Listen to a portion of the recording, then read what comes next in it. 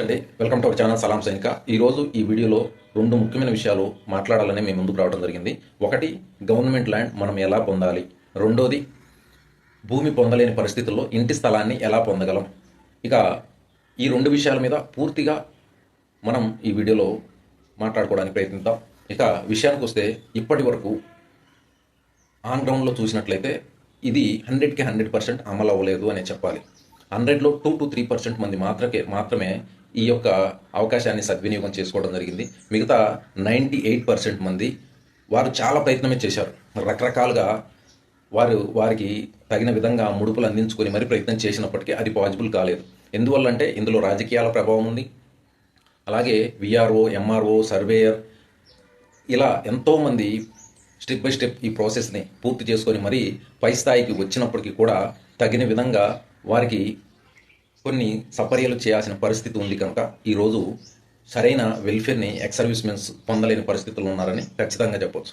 ఎందువల్ల అంటే నేను వచ్చి రిటైర్ అయ్యి 2019 నుండి ఇక్కడ 2025 6 ఇయర్స్ అవుతుందండి.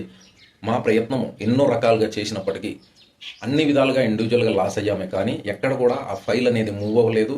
ఏ మాత్రం కూడా ఎవ్వరు కూడా దాని గురించి స్పందించట్లేదు. ఇంతకంటే బెటర్ నాకేమనిపించిందంటే, ప్రకాశం డిస్టిక్లో కానీ, అలాగే ఇక కందుకూరు, కనిగిరి, నరసరాపేట ఇటువంటి ఏరియాల్లో తక్కువ భూమి ఎక్కడైనా దొరికిందంటే అక్కడ కొంత డబ్బు పెట్టి తీసుకోవడం బెటర్ కానీ అయిపోయింది. ఎంతోమంది నేను ఎంక్వైరీ చేసి ఈరోజు నేను ఈ వీడియో చేయడం జరుగుతుందండి.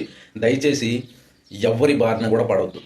ప్రాపర్గా లీగల్గా ప్రొసీజ్ అవ్వండి. అవకాశం ఉంటే తీసుకోండి, లేదంటే వాటిని అలాగే పెండింగ్లో వదిలేయండి. మన సైనిక్ బోర్డు నుండి, అలాగే కలెక్టర్ ఆఫీస్ నుండి ఈ యొక్క ప్రొసీజర్ అనేది చాలా సజావుగా జరిగినప్పటికీ ఇక అక్కడి నుండి నెక్స్ట్ స్టెప్లో ఏదైతే జరుగుతుందో ఎంఆర్ఓ ఆఫీస్ కానీ, విఆర్ఓ కానీ, సర్వేయర్ కానీ, ఆ తర్వాత ఇంకో విషయం చెప్పడం జరుగుతుంది. కమిటీ జరగట్లేదు, కమిటీ పెట్టినప్పుడు కమిటీలో పెట్టాలి, పెట్టిన తర్వాత ఇదంతా అవుతుంది అనే ప్రొసీజర్ చెప్పడం జరుగుతుంది. అంటే కొంతమంది అయితే ఇలాంటి ఒక ప్రొసీజర్ కూడా ఉంది అన్న విషయం కూడా కొంతమందికి పెద్దలకి తెలియదు. ఇలాంటి పరిస్థితుల్లో నేడు మన రెండు రాష్ట్రాలు ఉన్నాయండి. సో ఎవరు కూడా దయచేసి ఇప్పుడున్న ఫైనాన్షియల్ కండిషన్లో ఎక్స్ సర్వీస్ మెన్స్ ఎవరు కూడా అనవసర పరిస్థితుల్లో ఎవరి దగ్గర కూడా ఇరుక్కోవద్దండి దయచేసి కూడా. ఇక ఇలాంటి గవర్నమెంట్ ల్యాండే మనకు దొరకలేని పరిస్థితుల్లో ఉంటే ఈ యొక్క ఇంటి నిర్మాణం కోసం స్థలం అనేది మనకు ఎక్కడి నుంచి వస్తుందండి. దానికోసము చాలామంది అసోసియేషన్ సంఘాలు ఏర్పడి మూకుమ్మడిగా అయినా ఈ యొక్క స్థలాన్ని పొందాలనే ఆలోచనతో చాలా ప్రయత్నాలు చేస్తున్నాయి. కానీ ఇక్కడ మనం గమనించాల్సిన విషయం ఏంటంటే, అవసరమైతే పెద్ద పెద్ద బడాబాబులకి 100 ఎకరాలైనా కానీ దొరుకుతుంది. కానీ దేశం కోసం ప్రాణాలు అర్పించి తన జీవితాన్నే సాక్రిఫైస్ చేసిన ఒక జవాన్కి 2.5 ఎకరం లేదా 200 గజాల స్థలం దొరకని పరిస్థితుల్లో మన ఎక్స్ సర్వీస్ మెన్స్ అలాగే సోల్జర్స్ ఉన్నామంటే అది అతిశయోక్తి కాదనమాట. ఇందులో ఆశ్చర్యపడాల్సిన ఏమీ లేదు. ఇదంతా మనకు తెలిసిన విషయమే. సో మీరు అర్థం చేసుకోండి పరిస్థితి ఇప్పుడు ఎలా ఉందనేసి. సో ఇప్పుడు మీరు రిటైర్ అయిన తర్వాత ఎంతో కొంత అమౌంట్ తీసుకొచ్చుకున్నారు, వాటిని సరైన చోట ఇన్వెస్ట్మెంట్ చేసుకొని మీరు సేఫ్ జోన్లో ఉండటం ముఖ్యం.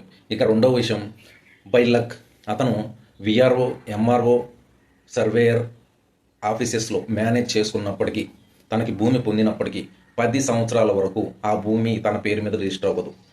పోరంబోకు భూమిగానే ఉండిపోవటం జరుగుతుంది. జస్ట్ తను దాన్ని సాగు చేసుకున్నంత మాత్రమే పరిమితంగా ఉంటుంది.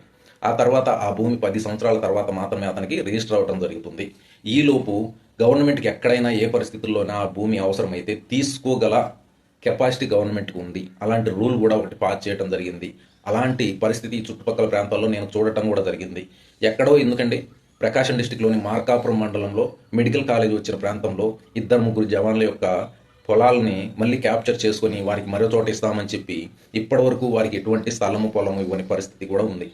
సో ఫైనల్గా నేను చెప్పేది ఏంటంటే, మీకు ఖచ్చితమైన నమ్మకం ఉంది, అవకాశం ఉంది అంటే ప్రయత్నించండి, తప్పులేదు. కానీ అనవసరమైన ట్రాప్లోకి దయచేసి ఎవ్వరూ రావద్దు. మీ కష్టార్జితాన్ని పరులపాలు చేసుకోవద్దు. ఇప్పుడు ఎవరిని కూడా నమ్మొద్దు దయచేసి. ముఖ్యంగా గవర్నమెంట్లో ఉన్న ఇటువంటి వ్యక్తిని కూడా ఎన్నో విధాలుగా నమ్మబలికి చాలామందిని ఇబ్బంది పెట్టిన పరిస్థితులు ఎన్నో చూసాం. సో ఈ వీడియో ద్వారా మీకు చెప్పదలసింది ఇదేనండి. మన కోసం ఇచ్చిన జీవోలన్నీ కూడా పేపర్స్కి మాత్రమే పరిమితం. ఆన్ గ్రౌండ్లో అమలుపరిచిన దాఖలాలు ఎక్కడా లేవు. ఇదండి వీడియో.